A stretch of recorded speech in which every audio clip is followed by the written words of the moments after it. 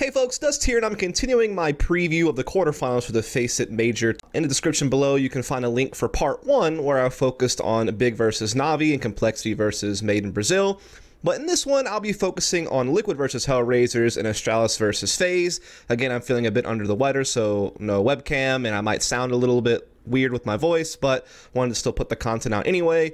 Just like in the part 1 video, I'll be following the same format where I'll talk on each team, talking about what they've been up to coming into the major, what their major has been like so far, what their players have been performing like, talk a little bit about their map pool and their tactics, and then do a head-to-head breakdown after I address each team, and I'll timestamp everything down below to make it really easy to sort it out. So without further ado, let's jump into our first team, which is going to be Team Liquid. So Team Liquid currently sits at the number 3 spot on the world rankings. They are off the back of a really hot event at E-League Premier where they came 2nd place, beating teams like Made in Brazil and Navi and losing a decent finals to Astralis, which has really been their kryptonite. It's been Astralis every single time that's given them problems, whereas they actually have a pretty nice head-to-head advantage against Navi and have been able to beat most of the other top 10 teams in the world with not too much trouble.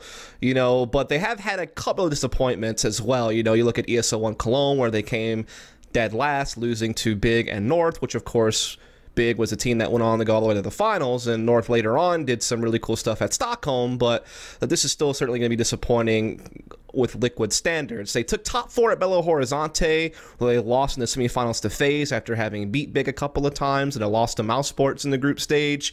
They came 2nd at the ECS Season 5 finals, where again they were beaten by Astralis in the finals, just like at E-League Premier. However, early in the tournament, they were able to beat teams like Fnatic and Energy to make it to the finals.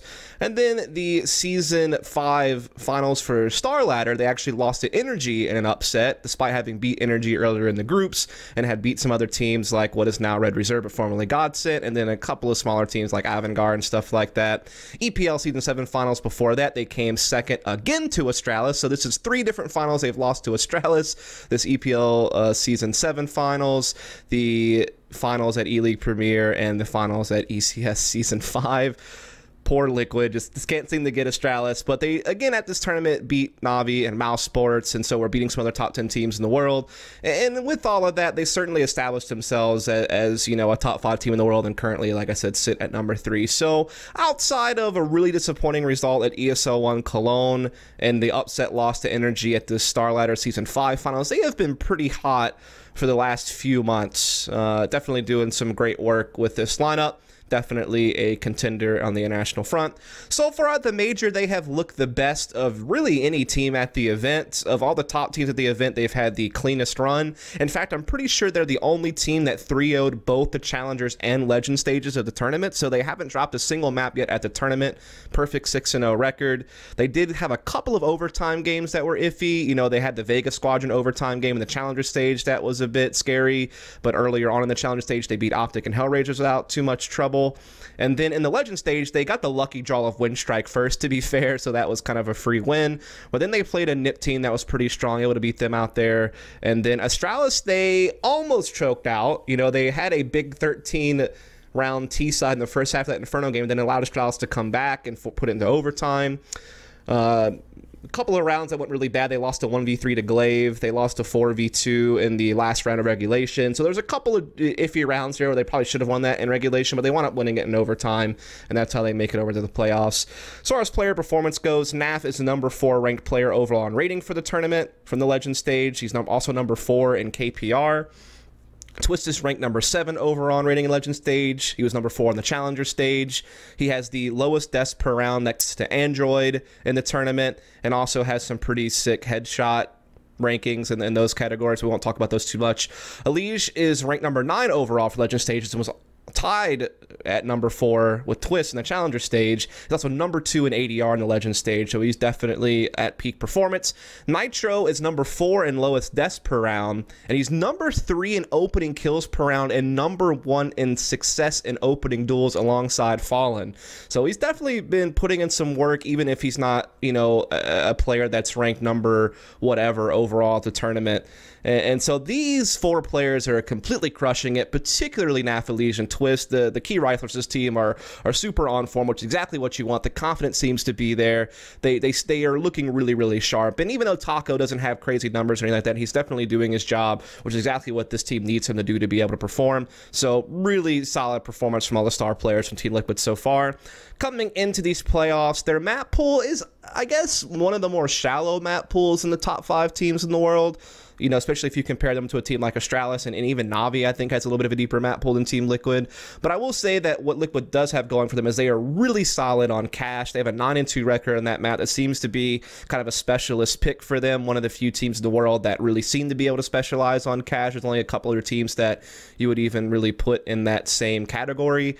They're pretty decent on Inferno and Dust 2 as well. Pretty good results in those 2 maps.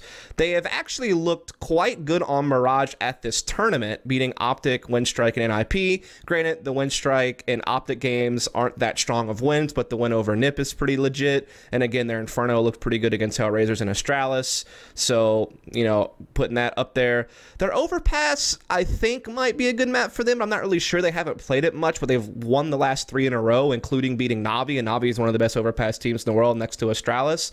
So I think their Overpass could maybe be like a sleeper map pick for them. It's just that they haven't played it a lot, so they're not really proven. And the results are not hot, though, overall for them on Nuke and Train. Those seems to be weaknesses on their map pool. When you talk about this team tactically, they have a lot of role flexibility in all of their players, very similar to what Made in Brazil can do, where you have a bunch of aggressive-prone riflers, but they also can play support positions. So this gives you a lot of flexibility in defaults.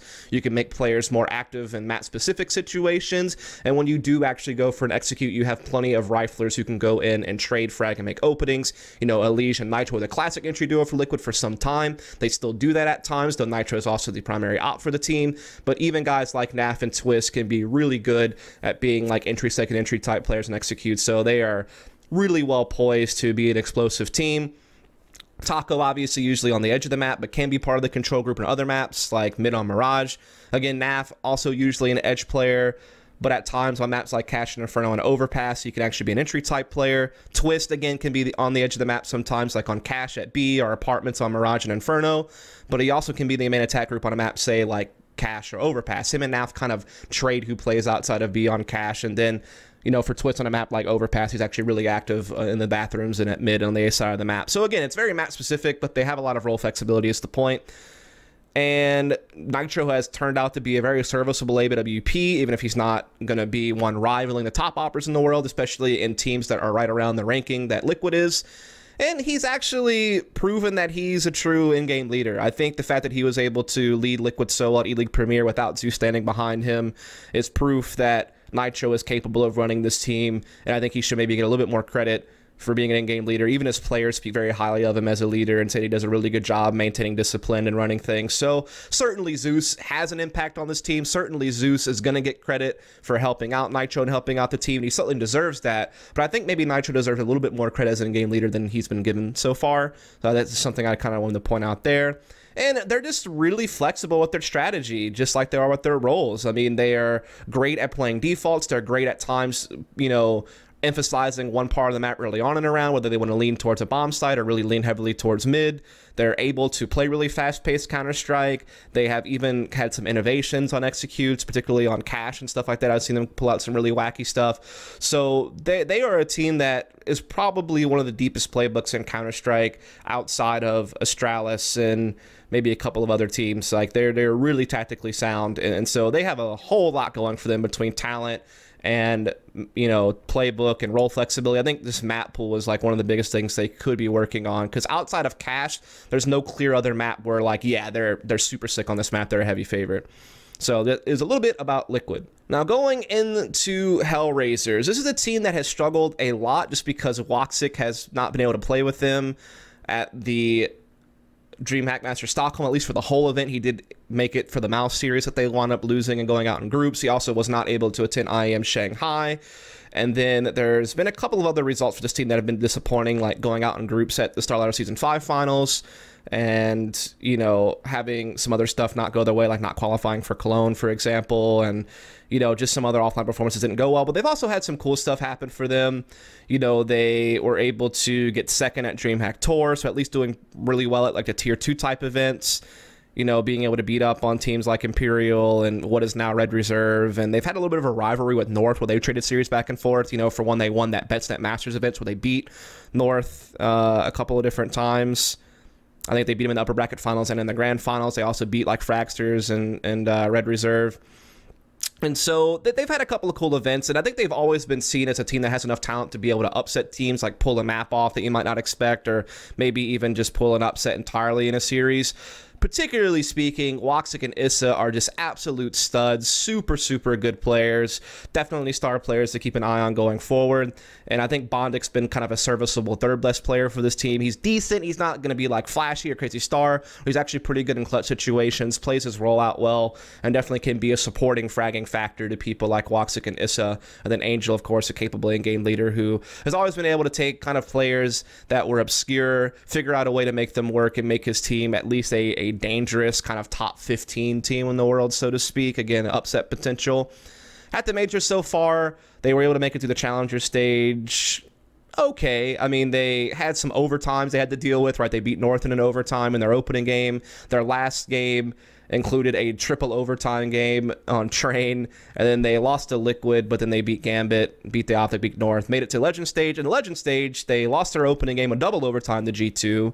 Then they won against Cloud9 in overtime on Overpass. Then they won against Tyloo in Overpass. They lost to Big. Then they had to play a best-of-3 against Fnatic, where they lost Mirage in overtime, but then just absolutely wiped the floor with Fnatic on Dust 2 and Cash. Mirage was a little bit iffy because they had like a 14-5 lead on Mirage against Fnatic, but then they wound up losing in overtime. But again, they won Cash and D2 a lot. I feel like they've probably played the most rounds of Counter-Strike at any team in this tournament. They've played so many overtime games. 2 of their games in the Challenger stage out of 4 went into overtime. And then of the best of ones they played in the group stage, 2 out of 4 went into at least 1 overtime. And then they played an overtime that's 3 against Fnatic as well. So they played a hell of a lot of Counter-Strike at this major. Let's put it that way. As far as player performances go, Issa is fucking bonkers at this major.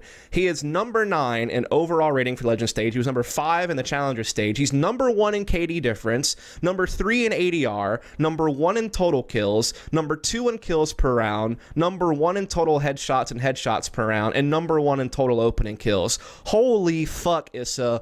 What has this guy, what's his diet, what's his res, what's his crosshair settings? Just tell me everything, because this dude is just knocking it out of the ballpark at this tournament. He's been really good for this team for a really long time, and we're going to talk a little bit about how, a little bit later when we talk about tactical stuff, the fact that he's been able to make role adjustments and still be super sick, which is nuts. When someone can do that, that's when you know they're truly special, and they have to, you know, move around their role and still keep up their form. Woxic, also way up there in numbers, number 3 in total kills, number 5 in total assists, number 1 in clutches, number 2 in op kills. Super flashy opper, fast firing speed, super fun to watch, quite clutch. He has that same characteristic as Fallen, where somehow he gets more than 1 kill in situations where you expect there's no way he should get more than 1 kill if he gets 1 at all. Like, he's really good at these close range situations. When the pressure's on, he's getting swarmed by people. He finds a way to pop off like 2 or 3 kills. So he has that X factor about him, and he's just really fun to watch. Again, Bondic's done really well. He's actually number 1 in the tournament in total assists and clutches. So he's actually been playing pretty well. Number 2 in total assists, number 2 in total open kills is actually Angel. So even though Bondic and Angel aren't up there in overall rating or like biggest numbers and like that, they're definitely led in some categories and done pretty well. So they definitely do have some firepower behind them. There's no doubt about that, particularly led by Issa and Woxic. When it comes to their map pool, it's also a bit shallow. They're really good on Overpass, 10-4 record on that map. They are a bit of a specialist on that. They can play Cash, Dust 2, and Train, but only maybe slight win rates on those maps. They have very mixed results on Inferno. Their Mirage is really hit or miss, and they don't play Nuke. So their map pool is also quite shallow, and that's something that might, you know, kind of harm them in certain situations. Again, when we talk about them tactically, a very fast-paced and explosive team. That's what they're known for, being a little bit wild, being a little bit loose. They're really hard to read. They're really hard to counter-strap because of how Angel calls. They can slow it down at times. They do have a couple of really cool high-utility executes, particularly on Cash and Overpass. They have some really cool executes with a lot of crazy utility that can throw you off guard when you're expecting like a looser, fast-paced team most of the time. And again, Issa's more active on this team now. He has changed all his spots on T side recently. You saw it on Dust 2 against G2. You saw it on Overpass against Cloud9, where he wasn't outside B anymore, but he was actually playing towards the bathrooms and playing up mid and being more of an entry fragger. Same with Dust 2 versus G2. He was paired up with Angel, entering through middle and up catwalk. He has really moved more into an entry role, and Dead Fox has kind of taken more of his support positions, and he is thriving in this. He was already thriving as a support player on the edge of the map, getting big numbers, and now he's doing it in a more impactful role for this team. I think that's what's helping them out a lot. So Issa is definitely the man to keep an eye on. I think he will be the key player if this team is to somehow beat Liquid and cause the upset. It'll be because of Issa, and it'll also be because of Woxic maybe being able to win out the opping battle against Nitro whenever they have to go head-to-head against each other. And speaking of head-to-head, let's talk about these two teams head-to-head. So, there's not really much of a history between these two teams. Their only real head-to-head was in the Challenger stage in the best of one, where Liquid beat them on Inferno 16-9. All the other results you see up there on screen are from late last year with completely different lineups, so they're not even really worth hitting on. As far as pick ban potential goes for this series, Liquid will likely ban out Train, as they have done so a ton lately, and HellRaisers can't play that map, so they have to respect that and ban Train. HellRaisers will likely ban Nuke, as they always do, and Team Liquid can play it, even if it's not like one of their best maps. The fact that they play it at all will probably deter HellRaisers to ban it. However, because Liquid has not had the best offline results on Nuke, something tricky could happen here, where they might ban a perceived strength of Liquid, but it's very doubtful. It'll probably just be a Nuke ban. With that in mind, Liquid will probably steer it towards Inferno or Mirage. Those are maps they feel really comfortable playing right now, and those are maps that, you know, they will probably drift towards. Maybe Cash. I will say that, but I think they were more likely to go towards Inferno or Mirage. I think HellRaisers will steer it towards Overpass, because that's like their specialty pick, and then it'll be maybe Dust 2 or Cash coming out in a third map, I think. So, with that in mind, I think Liquid are certainly favorites to win this. They have looked so sharp so far this major. They have been able to beat HellRaisers head-to-head when they beat them in the Challenger stage. They, in general, just have better results than HellRaisers. They have more fragging throughout their entire lineup than HellRaisers does. Even if Issa and Woxic are super sick and Bonix a pretty stable third, you have three really strong riflers on Liquid. Nitro hasn't been too shabby with AWP and being part of 5 rifle setups, and even Taco can put in numbers at times. So I think man for man, 5 versus 5, they have a little bit more overall firepower than HellRaisers, though I think Issa could be the best player in the server, and Woxic could certainly be amongst the top players in the server. Those are going to be the key players they need if they want any chance to pull the upset, but I don't see it happening, so I think Liquid will win their map pick, and I think if HellRaisers does pick into Overpass, again, I think Liquid actually sneakily is pretty good at it, and they might even be able to 2-0 the series, but definitely will win it in 3 maps if a third map is needed. I definitely think Liquid will be moving on to the semifinals. And so with that, we'll be moving on to our next matchup, Astralis versus FaZe, and we'll start talking about Astralis. It is quite easy to praise Astralis for an infinite amount of time, but we don't have that much time, so I want to try to keep this at least somewhat quick.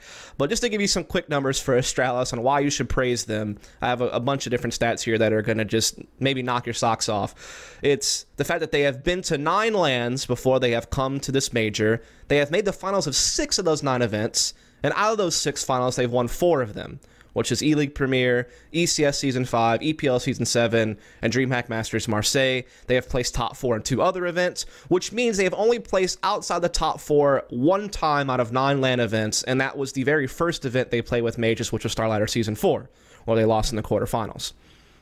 The only BO3s or BO5s they have lost are to North at Stockholm twice, Navi at Cologne in the semifinals, which is a best of 3, and then they lost to FaZe at a best of 5 and a best of 3, which was at Sydney and at Katowice semifinals. Sydney was a grand finals. And they also lost to Navi at the Starlighter Season 4 quarterfinals. So the only 2 instances where they were completely shut out of a series, so they didn't win a map, they got 0-2 to 0-3, those were both against FaZe at Sydney and Katowice. So only 2 times have they gone into a best of 3, best of 5, and not been able to at least get a map. Okay. Out of all the maps they have lost, which is 23 offline with this 5, there's only been 3 times out of 23 where they've been denied double digits. Also, out of 97 maps played, only 23 of them were losses. So they have a 74-23 offline map record. That is bonkers. So Navi and North from Stockholm are the only teams with series advantages over this lineup. So North beat them twice in best of threes. At Stockholm, it's the only 2 times they've played offline. And then Navi leads them 2-1 in series. However, Astralis leads FaZe 3-2 in series. One of the series was a best-of-5 win for FaZe, so that maybe puts the mats up a little bit more for FaZe. But yeah, Astralis has beat them in 3 best-of-3/best-of-5 series, and FaZe has beat them twice. Now, with that in mind, their players are all super sick. Device has won 2 HLTV MVP medals at events that they've won. Dupree's won 1. Others have been in contention for MVPs multiple times throughout all their events. There were a couple of times where I think Simple won the MVP, even though his team didn't win the final or something like that. It's happened a couple of times, but yeah, they've been super sick. Of all the 9 events that these teams have played, or these players have played, Dupree and Majors have only gone negative 1 time out of 9 events overall for the event. Zipix only twice, and then Glaive and Device have never gone negative overall at an event of the 9 events they've played since this lineup come together. They have all usually done fantastic. They're one of the few teams where literally all 5 players are super strong. They're the most complete team in that regard. So that is just some crazy numbers about this team. Definitely number 1 in the world. Definitely one of the most dominant teams we've had in CSGO history. At the major so far, they went 3-1 in the Challenger stage. They had a 4 overtime loss to NIP on Mirage, but then they beat Cole, Rogue, and Spirit. Granted, none of those teams are really big names, but there weren't that many big names in the Challenger Series overall. In the Legends, they opened up against Navi, won that, beat Vegas Squadron on Inferno. They lost Liquid in that overtime game on Inferno. Then they beat Made in Brazil 2-0, including, or excuse me, 1-0. It was just that Dust 2 best of 1 where they won 16-0. My mistake. So yeah, blasted them out there, made it to the playoffs. So far at this major, Dupree and Device are the number 2 and number 3 players in the Challenger stage. Zipix was number 8. Device is number 6 rated player in Legend stage. Mages is number 11. And Dupree and Glaive are both in the top 15. Zipix is around top 25. Glaive and Device are both in top 5 for least deaths per round. Mages is number 1 in assists per round. Device is number 3 in op kills per round and number 1 in opening kills per round. Mages is number 4 in the opening kills per round category.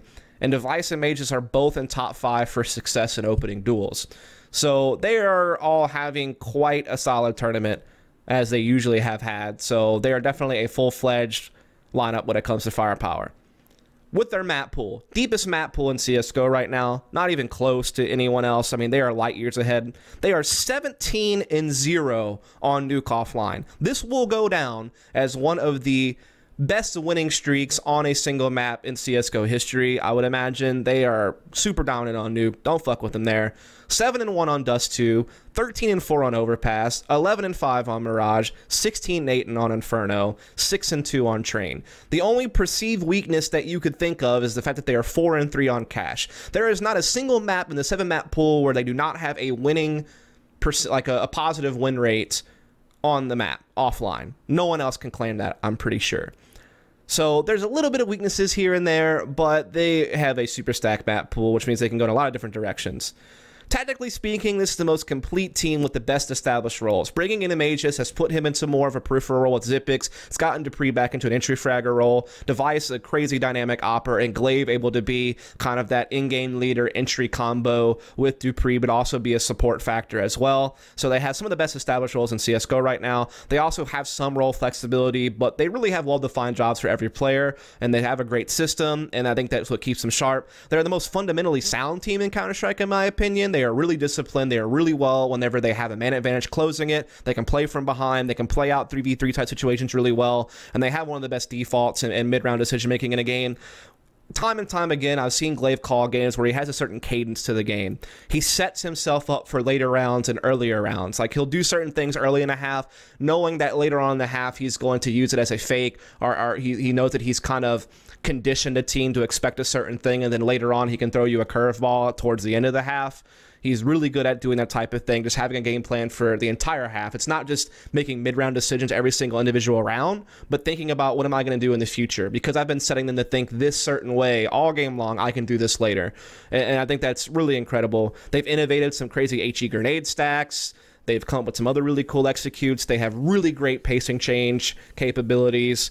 They are so deep. They're probably the deepest team tactically in all of Counter-Strike. Teams like Liquid and such can certainly do really well at tactics. So can Big and such. But, I mean, this team's definitely cream of the crop.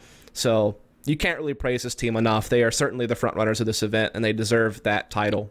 Now let's talk about FaZe. I feel like I'm going to trigger some people with FaZe, but I'm going to do a little bit of sugar first to help the medicine go down. I think that's the right expression. I'm not really sure. But anyway, coming into the Major, this team has played 12 LAN events this year with the Core 4. Olaf's only played in 6 of those 12 events, which was including the last 2 events they played and then the first 4 of the year. They made it to the finals of only 4 out of 12 of the events. Still, though, they were playing with stand-ins like Chrome and Exist through a lot of these events. So the fact that they made 4 finals anyway is pretty great. However, it's worth noting that in the 4 finals they made, 2 of them came with Olaf, which were early in the year at E-League Boston and IM Katowice, where they lost in both of those finals. The other 2 finals FaZe actually won, so the 2 finals they won were without Olaf, and that was at Belo Horizonte and Sydney. I think Belo Horizonte was against Mousesports and Sydney was against Astralis. They placed top 4 in 5 other events, so they made the top 4 in 9 of 12 LAN events, at least top 4. And 9 out of 12 LAN events. So that's pretty sick to be able to do that with stand-in situations. Definitely still a top team in the world, no doubt about it. However, the last 2 events they've attended, so their most recent form, were top 8 finishes. So these are the first 2 with Olaf Meister back. It was E-League Premier. They get a group stage exit because they lose out to what? I think Mousesports and Fnatic. And then at DreamHack Masters Stockholm, they also only placed top 8. So definitely a little bit tough. Their other top 8 finish was at Marseille earlier in the year. So to run through these events again, yeah, they were knocked out by Mouse in the quarterfinals of Stockholm after getting wins over Heroic and Optic. They got knocked out by Mouse and Fnatic at E-League Premier. Got knocked out by Big and Cologne in the semifinals. And then they were able to beat Mouse in the finals at Belo Horizonte. Also had some victories against Team Liquid and Space Soldiers and such. A really good event there. They lost to Astralis at both the ECS finals and the EPL Season 7 finals, even though they were able to get serious wins over teams like G2, and Mousesports and SK and Cloud9. They did have a loss to Navi at EPL Season 7 as well. Then, of course, they had the win over Astralis at Sydney, where they also beat teams like Tyloo, Fnatic, Cloud9, Greyhound, despite losing to Renegades early in the tournament. They were knocked out by Shots at Marseille. Also had a loss to Cloud9 at the tournament. Their only wins, actually, at that tournament were against Envy, so that was a really disappointing event. Then they got knocked out by VP at that V4 tournament, so that was also really disappointing. So, a couple little mishaps in there, but still, when you're making top 4, at the very least, in 9 out of 12 LAN events, you're still doing a pretty good job. At the Major so far, they opened up really poorly. They obviously didn't have to play in the Challenger stage, just the Legend stage. They lost to Big on Dust 2 Huge. They lost to Navi on Overpass in a pretty close game. But then they bounced back, winning against Mousesports and Tyloo, both on Mirage, and then beating G2 in a best of 3, including Mirage and Dust 2, which they were able to win pretty convincingly. When you talk about the players in this team, just individual performances, Nico has been absolutely bonkers all year long. He has had so many events where he's gone plus 50 or better overall for the event. He's never gone lower than plus 28 for an entire event. He's never gone negative this year, basically. He's plus 11 rated player at the event. He's ranked number 11 player at the event for overall rating. Number 3 in KD difference. Number 5 in kills per round. Olaf hasn't seen to skip a beat since returning to the team, it feels like. He's number 12 rated player at the event. He's number 3 in clutches. And he's, played really well even at E-League Premier where they flopped. He looked pretty good. He's looked pretty good here. Guardian has also been sick all year long, by the way. Outside of E-League Premier in the EPL Season 7 finals, he has been ludicrous. He's had some crazy events at like Sydney, Belo Horizonte, Katowice, and E-League Boston. He was putting up just ridiculous numbers, like just out of this world numbers. At this event, he's number 2 in op kills and number 3 in total top op kills. So number 2 in op kills per round and number 3 in total op kills. Rain has been a little bit off the last few events. He's been good most of the year. He hasn't had as big of a year as 2017, but he's still been pretty good. Definitely plays a hard role being more of an entry rifler, but these last few events haven't been that great. And then for Kerrigan, usually overall an event he's not going to go positive. He can have games here and there, but he's not really a big factor fragging-wise. This is a problem because you're going up against Astralis where all 5 players can frag, and I feel like with Rain being a little bit off his game and Kerrigan not really being a reliable fragger, that is where Astralis is probably going to have more overall firepower than you. Even if Nico and Guardian might wind up being 2 of the best players in the server, period, the fact that guys like Device are in the server and that he plays super sick, I just feel like the firepower advantage actually tilts towards Astralis here, even though FaZe is supposed to be the super team that's built on individual talent. When it comes to the map pool for FaZe, they remain really, really strong on Mirage, especially when you look at the Legend stage. The core 4 of this team has a 24-9 record on Mirage for the year. They've won the last 4 in a row, but before that they won a 3-map losing streak on Mirage, to Fnatic twice on Mirage, or excuse me, to Mouse once on Mirage. Fucked that up. Sorry. I'm sick. Deal with it. I'm not editing that shit out. Their cash is also quite good, 16-7 offline record, but they have lost the last 3 out of 4 cash matches they've played. On Overpass, they're 13-5. Can't fuck with them there. So they have 3 really strong maps, Mirage, Cash, and Overpass, though their most recent cash results they've been a little bit iffy on. Even Mirage had a couple of rough stints there. Their Dust 2, they're 8-4. It's like their number 4 map in their pool, but they've lost the last 3 out of 5 to Big, Mouse, and Fnatic. And the big loss was really huge. And their only wins lately were against G2 on triple overtime, and then Optic Gaming, and then Big in overtime at Cologne. So they haven't been that convincing on Dust 2. And then their Inferno is a little bit hit or miss. Positive win rate, though. Train, hit or miss. And then their Nuke is their weak point. Tactically speaking, this is where I'm going to start triggering people. Nico is now calling for the team after the first 2 losses. So you have to wonder if the writing's on the wall for Kerrigan after this event, what issues are going on internally, if there's no more trust in Kerrigan, what the case might be there.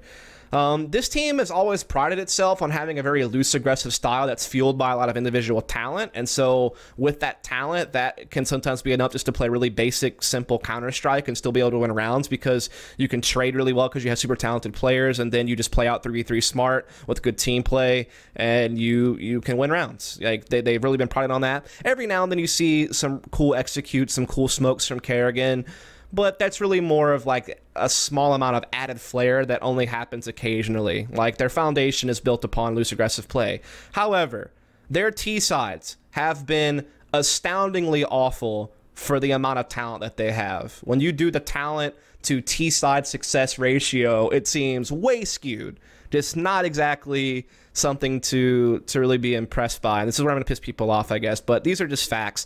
Also, I got to cite a source here. Lurpus is kind of the one who kind of turned me on to this idea, and then I went back and did some research, and I have to agree with him on it. And let me just run you through some of their T-sides this year, and you'll see that this is actually a really big problem. So at this major, T-sides. Against Dust 2, they only got 5 rounds on the T-side. Against Navi and Overpass, they only got 2 rounds on the T-side. Against G2 on Dust 2 in that best of 3, they only got 5 rounds on the T-side. But they did have a pretty big T-side on Cash to wipe the floor with G2 and map 2 of that best of 3. So fair enough. But again, a couple of really troublesome T-sides that cause them to lose a couple of maps in the Legend stage. Outside of the major, really rough T-sides versus Mouse at Stockholm on Dust 2 and Train, where they only got 5 rounds each. Rough T-side versus Mouse Sports again at E-League Premier on Mirage. Barely got any rounds in T-side on Mirage against Mouse Sports at E-League Premier. Then at Cologne, they had a really rough T-side versus Big on Train. They only got 4 rounds on T-side of Train. They only got 3 rounds on T-side of Inferno against Big. Then, at the V4 festival or whatever, they only got 2 T rounds against Virtus Pro and wound up losing that Series 0-2. What in the hell? Then, let's go to Starlighter Season 4, where they had some rough T-sides versus Team Liquid on Nuke and Mirage. Only 3 rounds each on Nuke and Mirage T-sides against Team Liquid. And then, obviously, you go all the way back to the E-League Boston Grand Finals, where they only got 3 rounds on T-side Overpass against Cloud9, and then, obviously, they came under fire from their decision-making in that Inferno match on their T-side. So, how is it that Kerrigan's supposed to be one of the best in-game leaders in the world? How is it that FaZe is supposed to be one of the best teams in the world with all this individual talent, and they've had so many T-sides go horribly for them that have caused them to get upset by smaller-name teams or be denied trophies or be denied deeper runs in tournaments? Like, it's happened at so many different LAN events this year. Stockholm, E-League Premier, Cologne, V4, Starlighter Season 4, E-League Boston. So, you know, 6 different LAN events, and then 7 if you include this major. And they're still in the major, so it hasn't knocked them out of it, but it's caused some big problems. With that said, this is still an incredibly talented team, really good CT sides, can at times have big T sides, but just not as much as you would hope for given the talent that they have. And with all that in mind, we'll now take a look at the head-to-head between these two teams. So these teams have probably the richest head-to-head history of any of the quarterfinals matchup in this major. They have played against each other a ton. Granted, a lot of these series this year have not included the full 5-man lineup of FaZe, just the core 4, so that kind of makes it a little bit harder to read, but did still want to throw that up there. Obviously, you can see Astralis has beat them the last 2 times they've played against each other in series at ECS and EPL, both 2-0 series. Only had 1 map that was even close to competitive. The other 3 maps, they absolutely dominated FaZe. At Sydney, a best of 3 that went the full distance. You know, 2 games went into at least 1 overtime. The other loss was 14-16. Basically, this is just a highlight of how if you're going to beat Astralis, you really have to grind them out. Like, they're not going to go away easy. They are always going to put up double digits most of the time and be, you know, hard to put away. And then Astralis, of course, beat them at Marseille 2-0 as well. So the last 3 or 4 times these teams have met, Astralis has won 3 out of 4 of the series, and then it just goes on and on and on. When it comes to pick ban potential, Astralis has always either banned Cash or Mirage against FaZe. Like, they think they banned Cobble actually in the series like earlier this year, but Cobble's not even in the map pool anymore, so it doesn't really count. So they have always either banned Cash or Mirage. Those are the 2 relevant maps, and they've banned Cash 3 out of 4 series this year that didn't include Cobble in the map pool. FaZe has always banned either Nuke or Overpass against Astralis. They have banned Nuke 4 out of 5 times this year. I would imagine that they're probably going to stick with Nuke, and Astralis will probably stick with Cash. Those are my predictions. Though I guess it's possible that Astralis, for whatever reason, might want to play Cash and not play Mirage, but I imagine it'll be a Cash ban for Astralis, a Nuke ban for FaZe. Though sometimes Kerrigan's been known for some crazy pick ban shit, but I don't even know if he's still doing it because Nikob's leading now, so I'm not really sure what's going to happen there. Now, in these series, Astralis has typically picked Inferno or whatever is open between Overpass and Nuke. So if FaZe bans Nuke as they usually have, then Astralis could probably pick Overpass and feel pretty good about it, but they also have at times picked Inferno and felt really strong about that. As you can see, they've picked Inferno and played against FaZe on Inferno the last couple times they played against each other, and they've won it both times in pretty dominant fashion, I might add. So that's definitely something to think about. FaZe has typically either gone for what is open between Cash and Mirage, but it's also picked Train in a recent series, the ECS season finals you see up there, where they lost that 14-16, so it backfired. They also lost the last 2 times they picked Mirage. You can see it there at the EPL season 7 finals and at the DreamHack Masters Marseille. They lost Mirage both times. So they didn't even win their own map pick several times in the last 4 series they've played against this team. With all of that in mind, with all the shakiness FaZe is going through with leadership right now, maybe internal friction, the fact that they just haven't looked nearly as sharp, I think Astralis is poised to once again beat FaZe again in a best of 3 here and move on. Obviously, if some of Astralis' players fall flat and Nico and Guardian pop off, there's always enough individual talent on FaZe to get the win over Astralis. But I don't like basing predictions off of just saying, oh, these individuals can be really good and win, and so I'm going to predict them to win. Like, that's an X factor, and that's only if that's the only win condition I can see for you, I can't really predict you to win, can I? And it's the exact same thing with HellRaisers versus Team Liquid. You know, yeah, like if Issa and Woxit go off and Liquid fall flat, they could win, but I'm not going to bank on that. So with that in mind, I will pick Astralis to win this and move on to play against Liquid in the semifinals. Well, folks, again, I hope you guys enjoyed the video. If you did, please follow and subscribe for more content. Thanks so much. Catch you next time.